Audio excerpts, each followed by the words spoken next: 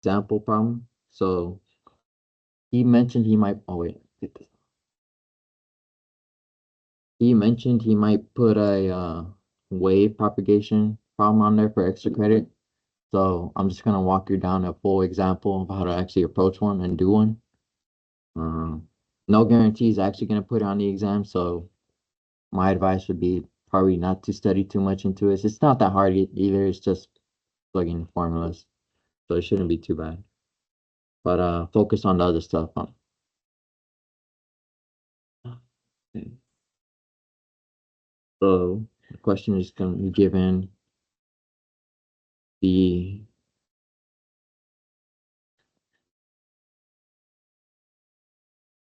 harmonic vector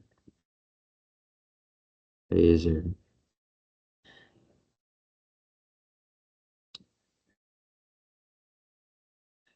electric field intensity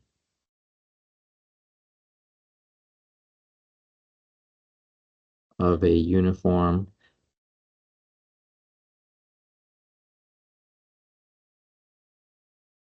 plane wave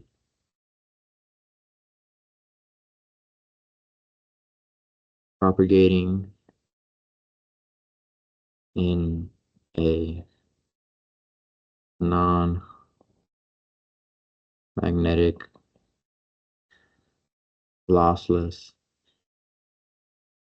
medium with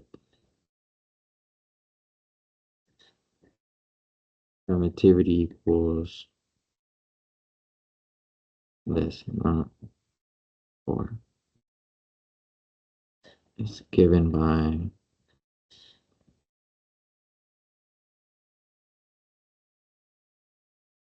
gives it to you in phasor.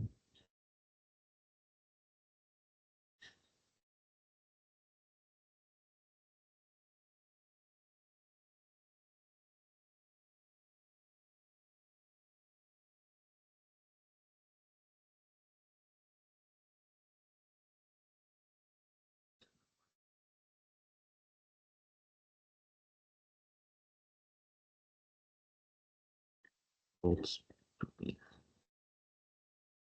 Okay, so this is the question. He's more than likely in this format he's going to ask you in. Um, Part A just tells you uh, determine the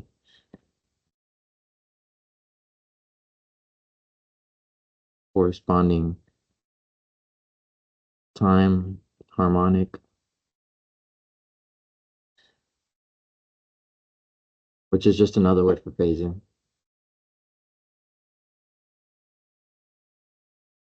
Magnetic field intensity H.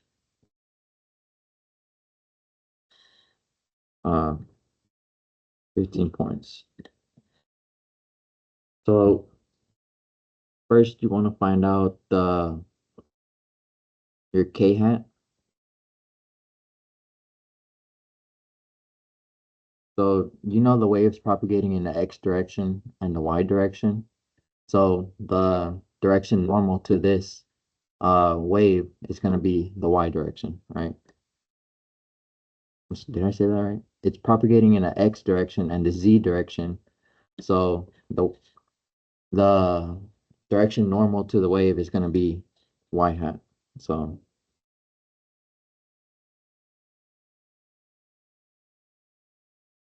it's usually always going to be positive, the direction you pick. I really haven't seen an example where he's asked you to, where it's been negative, pretty much, not in a book or in an exam. So just it's safer to go positive. This is 15 points, yeah. Um, so we know epsilon 1 equals 4, which is unneeded. And we know our eta, our intrinsic impedance is 120. So the formula to go from the what's it called? The magnetic field, or from the electric field to the magnetic field, is 1 over intrinsic impedance, the direction normal to the wave, crossed with the electric field. So when you plug this in, it's gonna be sine y hat z hat. So here goes k, which is in the y direction. So the other two are 0. And the value of y hat or k hat is just 1. It's always going to be a unit vector. And for electric field, it's just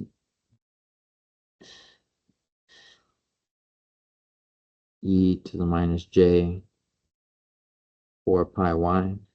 Y direction 0. Z direction is j e to the minus j 4 pi y. And when you do the cross, you see that it's 1 over, I'm sorry, I don't even saw for intrinsic impedance. So intrinsic impedance is just uh, this value, this constant value, 120 pi over square root of epsilon r. Epsilon r is 4, 2, 65.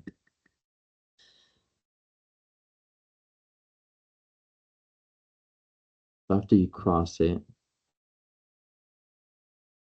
as you can see, you're only going to get a value from doing this one. So when you cross, see,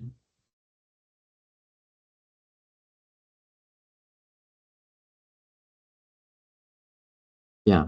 So when you do x, right, these two cancel out. You multiply this against this. So it's x hat times this.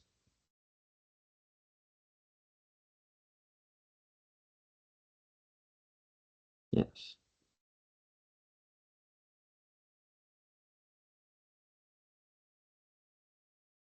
Plus, because when you do y, 0 times 0, or 0 times something plus or minus 0 times this is 0. And then the z direction, do this. So it's this times that, but it's going to be flip the signs.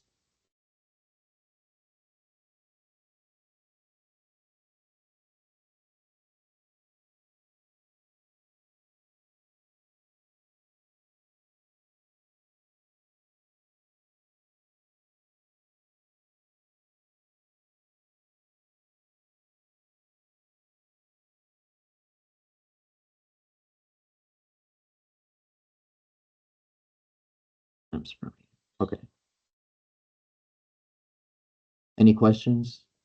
It's just your normal cross product, and that's it. Just plugging in numbers. Another way you can write this, I don't know if he showed you, but when you have a j multiplied by an exponent, it's the same thing as saying you're adding pi over 2 to it, right? So when you multiply like 1, right, by j, you take it from here all the way to here, right? So you're adding pi over 2. So another way this answer could be written is x hat e to minus j 4 pi y plus pi over 2 plus z at e to the minus j 4 pi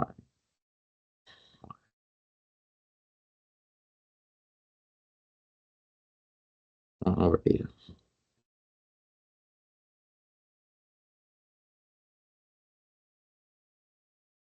So for part B, he says determine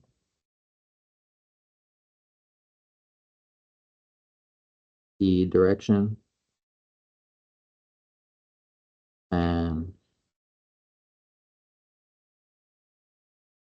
time average power density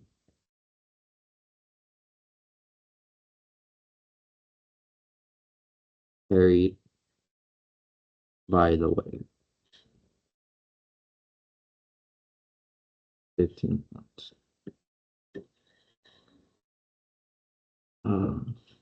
So this one, he just wants the direction, which we already saw for in part A. It's just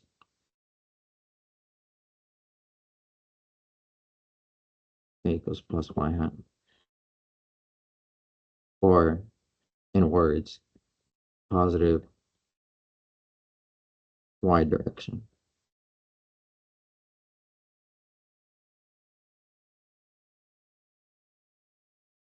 So this solves the direction part. And then he wants the time average power density. So the equation for this one is SAV equals K hat.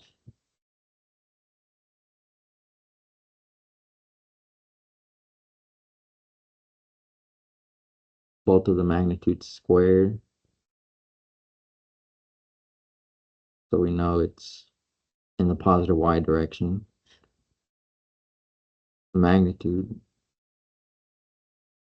So the magnitudes of this one, or I'm sorry, of this one, is -1 and 1. -1 squared plus 1 squared.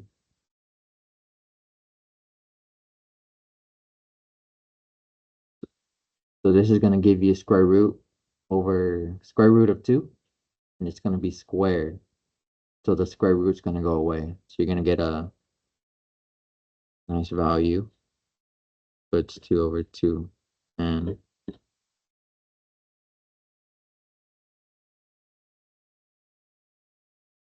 so it's going to be in the positive y direction. 1 over eta, which is 60 pi watts per meter squared.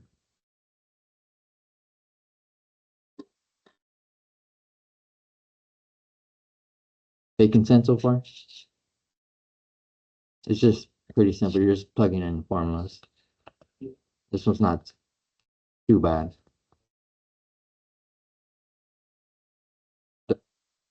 Yeah, I got that from the book. There's multiple ways you can write this, but this is just more convenient. Just because he's going to give you this one in the problem. So the magnitude is -1 and 1.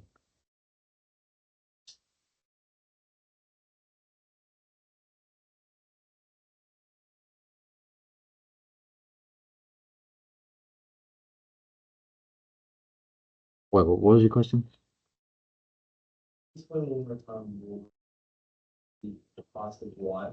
Positive y? Yeah. Like specifically positive?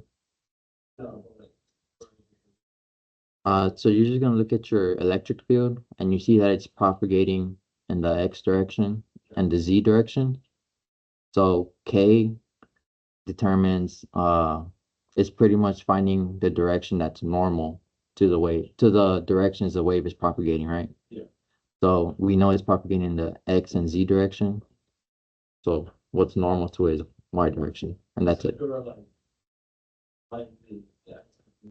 Yeah, positive, yeah.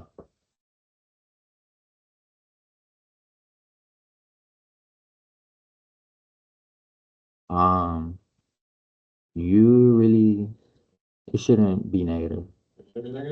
Most of the time, it's always going to be positive, right? Because from the book and from previous exams, he's never put something like that. Um, and I've never seen a case where it actually has to be negative. So I wouldn't worry too much about it. Just always assume it's positive.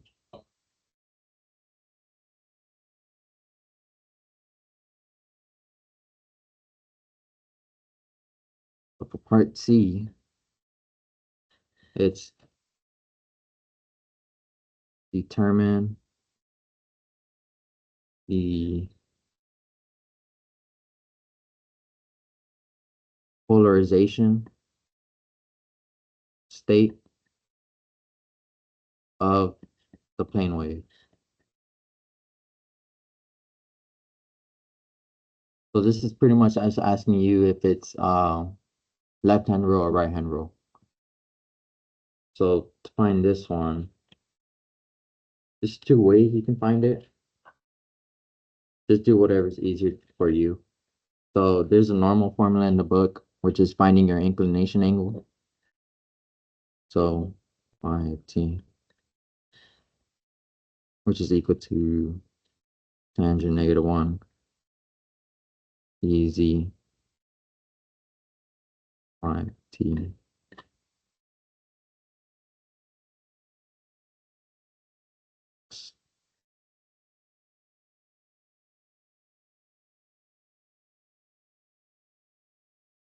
which is equal to tangent -1 negative sine omega t 4 pi y cosine omega t minus 4 pi y. And then at y equal to 0, the inclinational angle is negative omega t.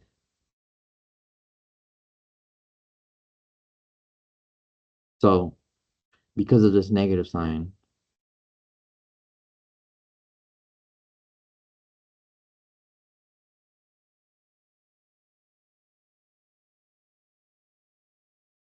the inclination angle is going to decrease as time increases.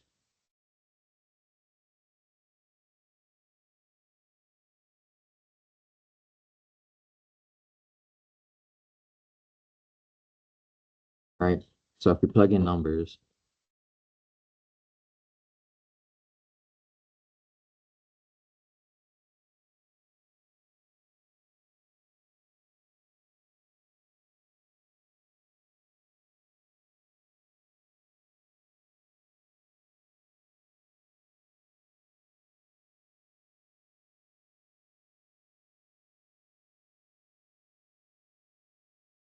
so as you can see, whenever you increase the time, the angle decreases, right?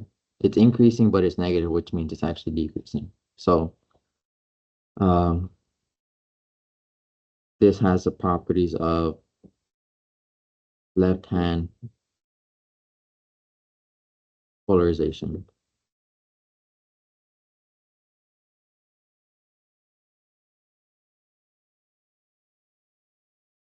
And then the second way you can solve this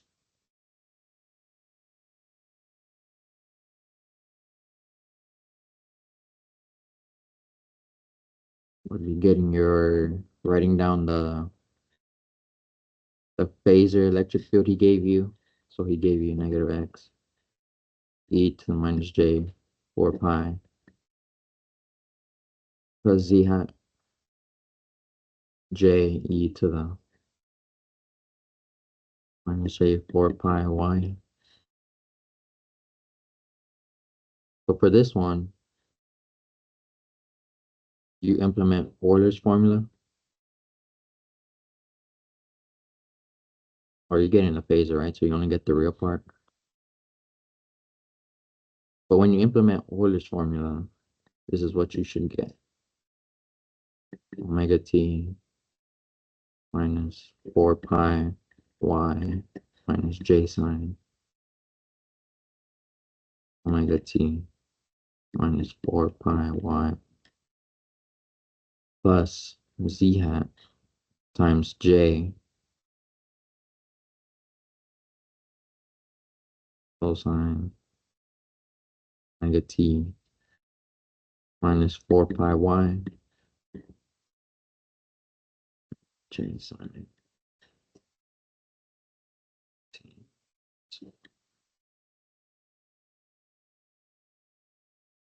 And then when you distribute this imaginary, this turns imaginary and this turns real.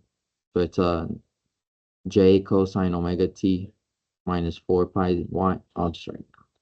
It's just z hat It's j cosine omega t minus 4 pi y plus sine omega t minus r. Right? So you just get the real, which should be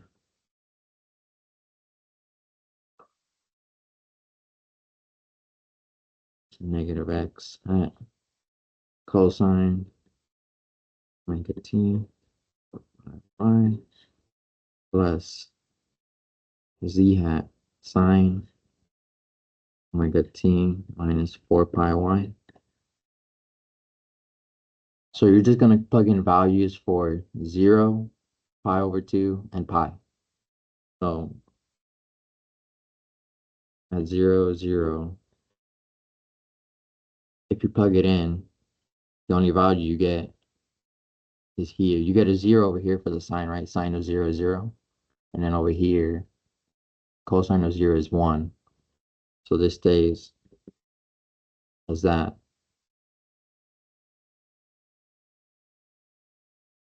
And you plug in pi over 2 omega to get rid of this omega, which is equal to z hat, right? Because you want to get a value at this sign, right? Cosine of pi over 2 is just 0. So you just get this value. And then you plug in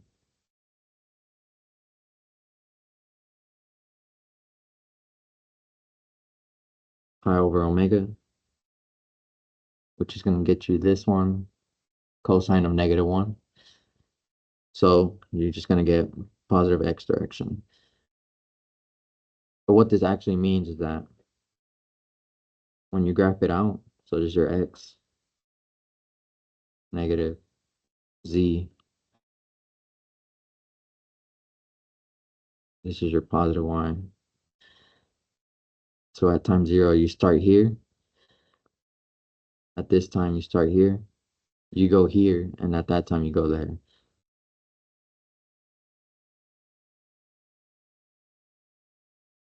So from that shape, your thumb is the direction that's normal to the wave. So, and then this one determines which hand you use, right? So if you look, I guess from this direction, it's going this way, right? So it's left hand rule.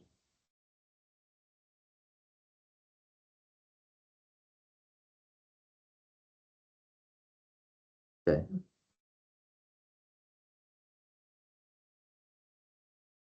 Making sense?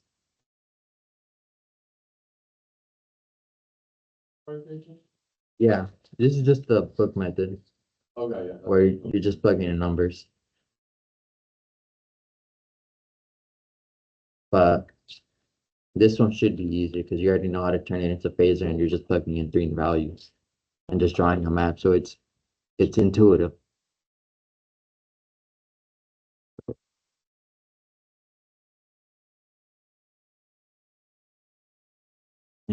For part E,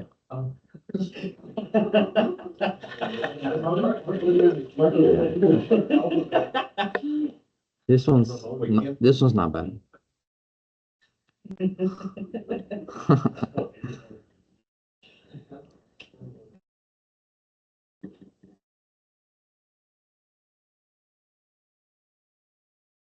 Determine the wavelength and phase velocity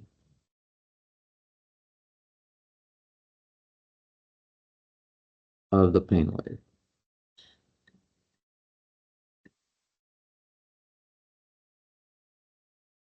So for this one, let's see, u sub p equals speed of light over square root of epsilon r.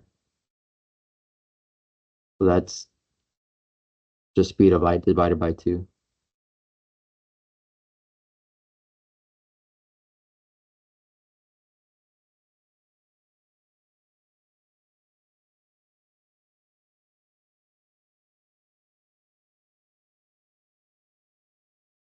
And then for wavelength, we already have phase velocity. We just know that frequency. So to get frequency,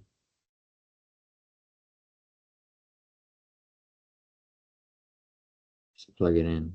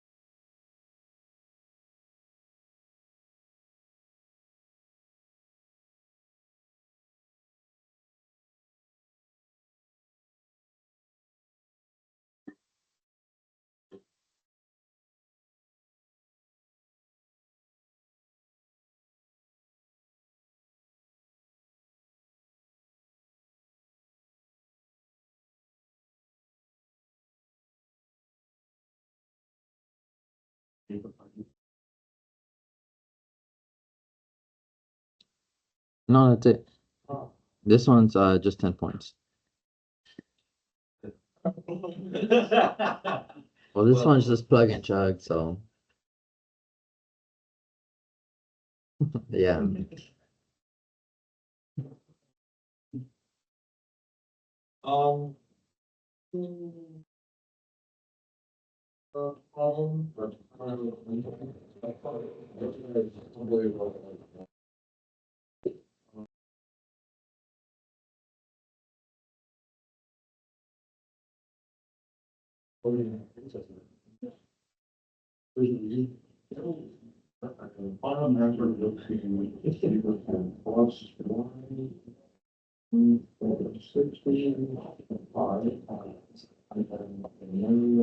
That's all over and square. Wait, no, that's what? For me, this there, and I'm wondering. What, how much fun are these, like?